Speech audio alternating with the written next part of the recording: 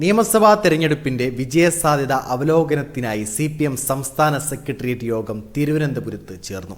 Booth അടിസ്ഥാനത്തിൽ മണ്ഡലം കമ്മിറ്റികൾ തയ്യാറാക്കിയ റിപ്പോർട്ട് സംസ്ഥാന സെക്രട്ടേറിയറ്റിന് ലഭിച്ചിട്ടുണ്ട്. വടക്കൻ കേരളത്തിലും മധ്യ കേരളത്തിലും തിരിച്ചടി ഉണ്ടാകാമെങ്കിലും തെക്കൻ കേരളത്തിൽ കാര്യമായ സീറ്റ് നഷ്ടമുണ്ടാകില്ലെന്നാണ് വിലയിരുത്തൽ. മന്ത്രിമാരായ P. Rajeev, Veena George, R. Bindu, Muhammad Riyas, MP. Rajesh ഉൾപ്പെടെയുള്ളവർ ജയിച്ചേക്കും എന്ന് ജില്ലാ ഘടകങ്ങൾ വിലയിരുത്തിയിരുന്നു. പല ജില്ലകളിൽ നിന്നുള്ള കണക്കുകൾ യാഥാർത്ഥ്യങ്ങളുമായി പൊരുത്തപ്പെടുന്നതാണ് എന്ന് സംസ്ഥാന സെക്രട്ടേറിയറ്റ് വിശകലനം ചെയ്യും. ഇന്നലെ ചേർന്ന CPI നിർവാഹക സമിതിയിൽ ചെറിയ മാർജിനിൽ സർക്കാർ ഭരണം തുടരാൻ സാധ്യതയുണ്ടെന്നാണ് വിലയിരുത്തിയത്. ഭരണം നിലനിർത്താൻ കഴിയുന്ന വിധം ഫലം അനുകൂലമാകുമെന്ന് CPM ജില്ലാ ഘടകങ്ങളുടെ വിലയിരുത്തൽ.